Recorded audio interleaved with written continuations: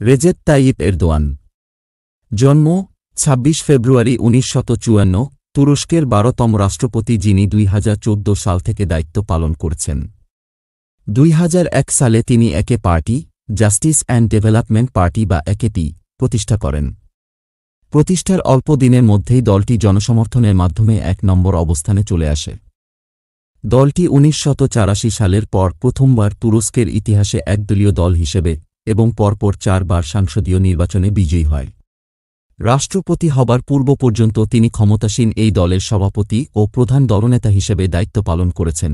রাষ্ট্রপতির দায়িত্ব গ্রহণের পূর্বেও ২০০৩ সাল হতে ২০১৪ সাল পর্যন্ত তুরস্কের প্রধানমন্ত্রী হিসেবে এবং তার পূর্বে ১৯৯৪ সাল থেকে ১৯৯৮ সাল পর্যন্ত ইস্তাম্বুলের মেয়র হিসেবে তিনি দায়িত্ব পালন করেন।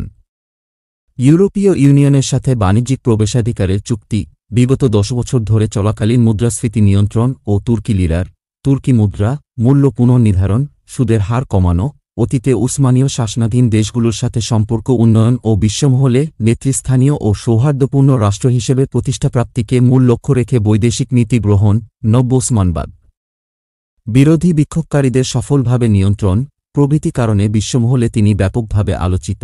এরদোয়ান জর্দানের আম্মান নগরীভিত্তিক রাজকীয় ইসলামী কৌশলগত গবেষণা কেন্দ্র কর্তৃক প্রকাশিত সাংবাৎসরিক সবচেয়ে প্রভাবশালী ৫০০ মুসলমান শীর্ষক প্রকাশনাটির ২০১৯ ও ২০২১ সালের সংস্করণগুলিতে বিশ্বের সবচেয়ে প্রভাবশালী মুসলমান হিসেবে চিহ্নিত হন। এরদোয়ান ১৯৫৪ সালের ২৬ ফেব্রুয়ারি তারিখে তুরস্কের ইস্তাম্বুলের কাসিম পাশা শহরতলিতে আহমদ এরদোয়ান ও তানজিলে হানিন দম্পতির পরিবারে জন্মগ্রহণ করেন। তার পিতা আহমদ এরদোয়ান পেশায় একজন জাহাজের ক্যাপ্টেন ছিলেন। ৫ জন সহোদরের মধ্যে তিনি ছিলেন তৃতীয়। শিক্ষাজীবন: তিনি পিয়ালেপাশা শহরে প্রাথমিক বিদ্যালয়ে পড়ালেখা শুরু করেন এবং ১৯৬৪ থেকে ১৯৬৫ সালে তিনি এখান থেকে প্রাথমিক শিক্ষা সমাপ্ত করেন এবং ইমাম হাতিব স্কুলে ভর্তি হন। ইমাম হাতিব স্কুল থেকে দ্বাদশ শ্রেণী সমাপ্ত করে তিনি আজুক কলেজে ভর্তি হন। ১৯৭৩ সালে তিনি ব্যবসায় শিক্ষা ও অর্থনীতি ইনস্টিটিউটে নির্বাচিত হন।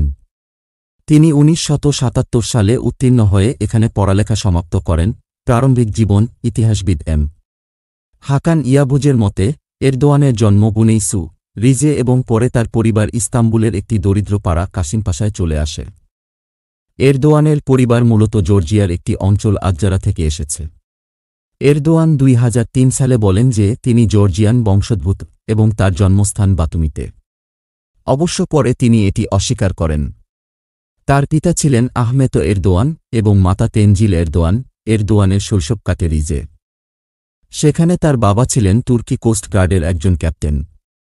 তার গ্রীষ্মের ছুটিগুলোর বেশিরভাগই কাটত বিনিসু, রিজে, যেটি ছিল তার পরিবারের স্থায়ী বাসস্থান। সারা জীবনে তিনি মাঝে মাঝেই এই বাড়িতে ফিরে আসেন। ২০১৫ সালে তিনি এই গ্রামের কাছে একটি পাহাড়ের চূড়ায় একটি বিশাল মসজিদ তৈরি করেছিলেন। এরদোয়ানের বয়স যখন ১৩ বছর তখন তার পরিবার ইস্তাম্বুলে ফিরে আসেন কিশোর বয়সে। এরদোয়ানের বাবা তাকে সাপ্তাহিক ভাতা ২.৫ তুর্কি লিরা দিতেন, যা $১-এরও কম। এটি দিয়ে এরদোয়ান পোস্টকার্ড কিনে রাস্তায় পুনরায় বিক্রি করতেন। এছাড়াও জানুস্টে আটকে থাকা চালকদের কাছে তিনি পানির বোতল বিক্রি করেছেন। এরদোয়ান হকার হিসেবে সিমিট, তিলের রুটির আংটি বিক্রি করতেন। তিনি একটি সাদা গাউন পরতেন এবং একটি লাল ৩ চাকার গাড়ি থেকে সিমিট বিক্রি করতেন।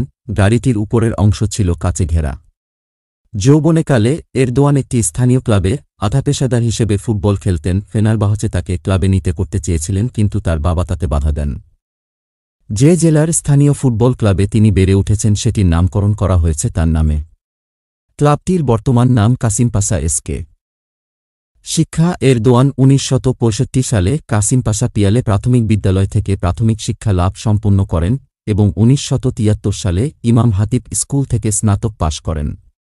একেপি পার্টির অন্যান্য সহপ্রতিষ্ঠাতারাও একই শিক্ষাগত পথ অনুসরণ করেছিলেন। ইমাম হাতিব স্কুলের পাঠ্যক্রমের ১/৪ কোরআন, ইসলামিক নবী মুহাম্মদের জীবন এবং আরবি ভাষা বিষয়ে। এরদোয়ান একজন ইমাম হাতিবের কাছে কোরআন অধ্যয়ন করেন। সেখানে তার সহপাঠীরা তাকে হোজা বলে ডাকত।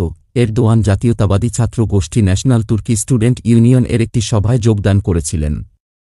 তারা তুরস্কে বামপন্থীদের ক্রমবর্ধমান আন্দোলনের বিরুদ্ধে লড়াই করার জন্য তরুণদের একটি রক্ষণশীল দল গড়ে তোলার চেষ্টা করছিল। গোষ্ঠীর মধ্যে এরদোয়ান তার বাগ্মী দক্ষতার দ্বারা আলাদা নজর কেড়েছিলেন। জনসাধারণকে কথা শোনার জন্য একটি ঝোঁক তৈরি করেছিলেন। শ্রোতাদের সামনে তিনি ছিলেন দুর্দান্ত বক্তা। তিনি তুর্কি প্রযুক্তিগত চিত্রশিল্পীদের সম্প্রদায় দ্বারা আয়োজিত একটি কবিতা পঠন প্রতিযোগিতায় প্রথম স্থান অর্জন করেন এবং পাঠ ও গবেষণার মাধ্যমে বক্তৃতার জন্য প্রস্তুতি শুরু করেন। এরদোয়ান পরে এই প্রতিযোগিতাগুলোকে জনতার সামনে কথা বলার সাহস বাড়ায় বলে মন্তব্য করেছেন। এরদোয়ান মেকতেবি মুলকিয়েতে উন্নত পড়াশোনা করতে চেয়েছিলেন, কিন্তু মুলকিয়ে শুধুমাত্র নিয়মিত হাই স্কুল ডিপ্লোমাধারী ছাত্রদের গ্রহণ করত, ইমাম হাতিব স্নাতকদের গ্রহণ করত না। মেকতেবি মুলকিয়েতো তার রাষ্ট্রবিজ্ঞান বিভাগের জন্য পরিচিত ছিল, যেটি তুরস্কের অনেক রাষ্ট্রনায়ক এবং রাজনীতিবিদদের প্রশিক্ষণ দিয়েছিল। এরদোয়ান তখন ইজুপ হাই স্কুল, একটি নিয়মিত রাষ্ট্রীয় বিদ্যালয়, ভর্তি হন এবং অবশেষে ইজুপ থেকে তার হাই স্কুল ডিপ্লোমা লাভ করেন। তার সরকারি জীবনী অনুসারে তিনি পরবর্তীতে আকসারায় school of economics and commercial sciences ব্যবসায় প্রশাসন অধ্যয়ন করেন। এটি এখন মারমারা বিশ্ববিদ্যালয়ের অর্থনীতি ও প্রশাসনিক বিজ্ঞান অনুষদ হিসাবে পরিচিত। হেনরিক বোল ফাউন্ডেশন এবং প্রেসিডেন্সির ওয়েবসাইট অনুসারে তিনি 1981 সালে স্নাতক হওয়ার কথা।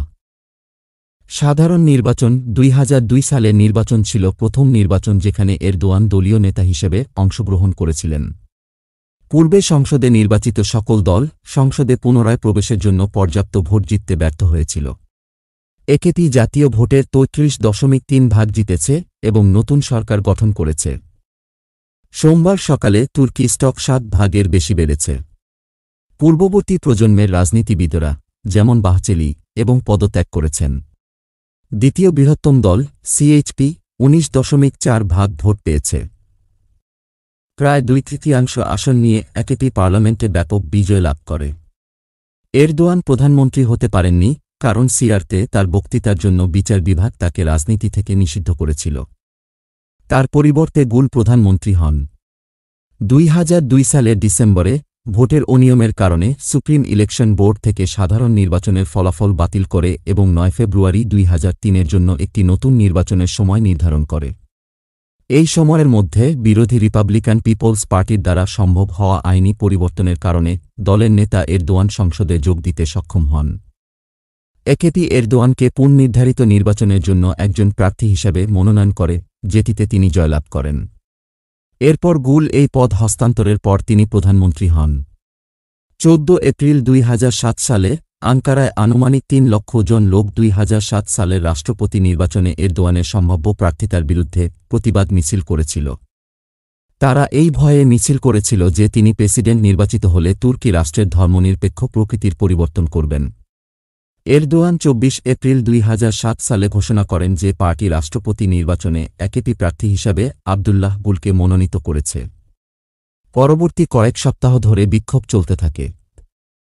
29 এপ্রিল ইস্তাম্বুলের একটি সমাবেশে 1 মিলিয়নেরও বেশি লোক উপস্থিত হয়েছিল বলে রিপোর্ট করা হয়েছিল। এছাড়াও 4 মে মানিসা এবং চানাক্কালেতে পৃথক বিক্ষোভে কয়েক হাজার এবং 13 মে ইজমিরে 1 মিলিয়ন লোক উপস্থিত হয়েছিল বলে রিপোর্ট করা হয়েছিল।